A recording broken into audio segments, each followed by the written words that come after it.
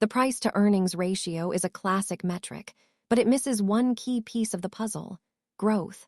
Let's look at the PEG ratio. PEG stands for price to earnings to growth. It helps investors see if a stock's price is justified by its expected profit expansion. To calculate it, take the PE ratio and divide it by the percentage growth rate of the company's earnings. A lower ratio often signals that a stock might be cheaper relative to how fast it is growing.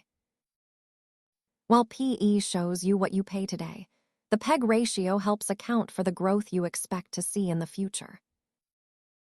Comparing these ratios across companies in the same industry can help you spot which ones might be priced more reasonably.